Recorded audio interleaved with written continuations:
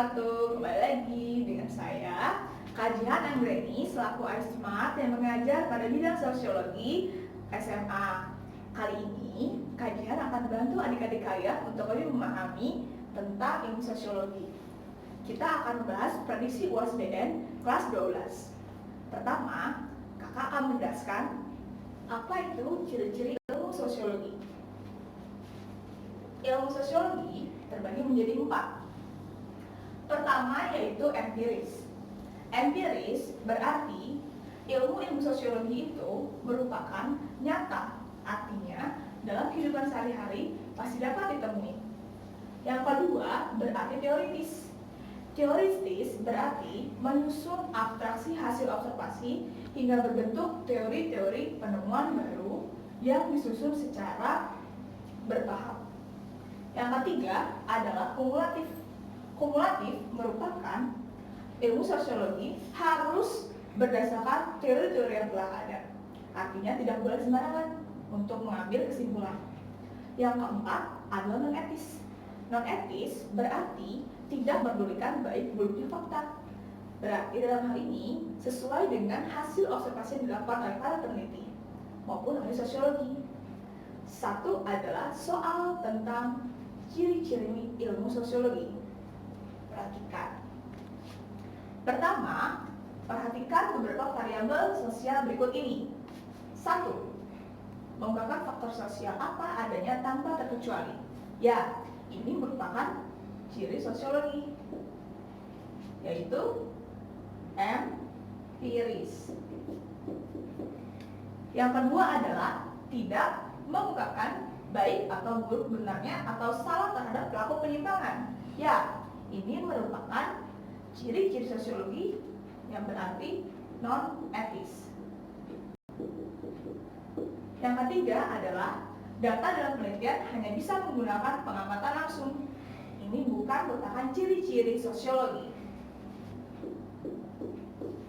Yang keempat adalah peneliti bisa mengurai kesalahan orang yang diteliti. Ini bukan merupakan contoh dari ilmu sosiologi. Yang merupakan ilmu sosiologi adalah 1 dan 2. Jawabannya adalah A.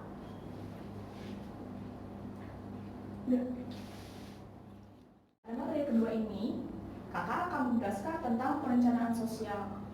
Perencanaan sosial adalah kegiatan untuk mempersiapkan masa depan individu atau kelompok di masyarakat. Namun, perencanaan sosial haruslah mempertimbangkan antisipasi. Maksudnya adalah mencegah dan mempersiapkan sesuatu yang mungkin akan terjadi.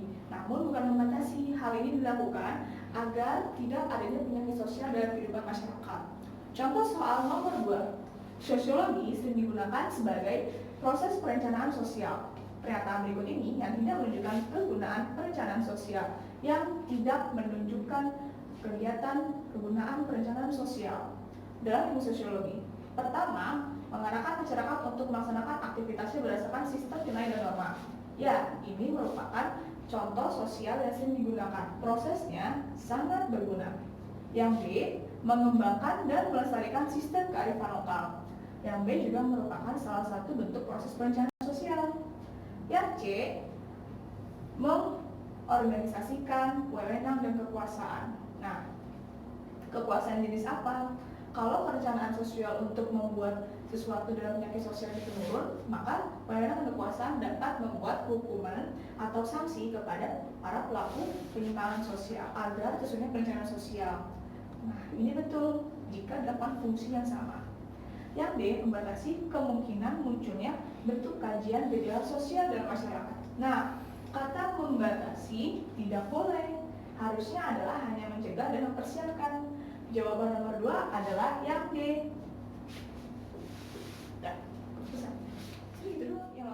Nah, selanjutnya pada yang ketiga atau materi ketiga kita akan bahas tentang ciri-ciri interaksi sosial. Interaksi sosial memiliki ciri pertama yaitu pelakunya lebih dari satu orang. Berarti dalam bentuk kelompok. Yang kedua, terjadi komunikasi melalui kontak sosial.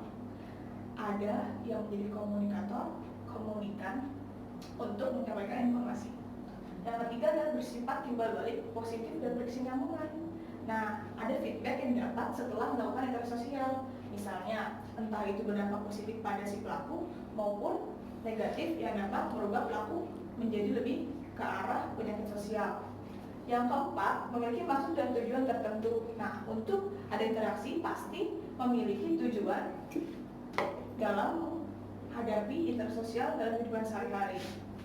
Yang keempat, adanya penyesuaian norma. Norma di sini adalah aturan yang mengikat di dalam kehidupan sehari-hari. Nah, yang kelima adalah pola intersosial terjalin baik dan berdasarkan kebutuhan yang nyata. Berarti dalam hal ini intersosial membutuhkan fasilitas guna melakukan tatap muka jika dilakukan secara langsung. Adapun soal tentang ciri-ciri intersosial. Setelah selesai melakukan pertandingan, Taufik dan Hendrawan saling berjabat tangan. Hal ini menunjukkan bahwa salah satu ciri intersosial adalah mempunyai struktur yang tetap, tidak melibatkan minimal dua pihak, tidak mencapai keseimbangan sosial, terjadi dalam durasi waktu dan tempat, terbentuk oleh tahap yang panjang. Nah, berarti dalam hal ini Taufik dan teman-temannya menunjukkan intersosial yaitu terjadi dalam dimensi waktu dan tempat.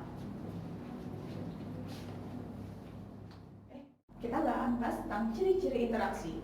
Pembahasan yang ketiga, ciri-ciri interaksi ini diantara lain adalah pertama, dalam kajian sosiologi harus memiliki pelakunya lebih dari satu orang.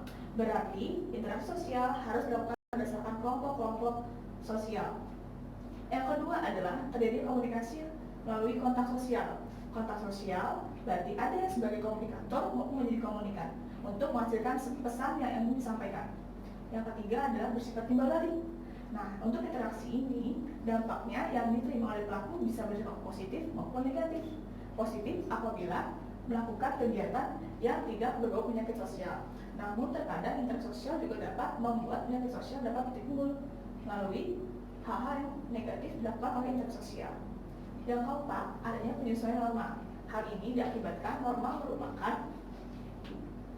aturan yang mengikat dalam masyarakat. Nah, untuk poin kelima, pola interaksi terjadi baik dan berdasarkan kebutuhan yang nyata. Artinya interaksi dilakukan setiap hari di lingkungan sekitar. Misalnya adalah bertukar sapa, lalu mengadakan rapat antara RT dan RW. Nah, merupakan interaksi dalam kehidupan sehari-hari. Biasanya kebutuhannya nyata. Soal nomor 3 berkaitan dengan interaksi adalah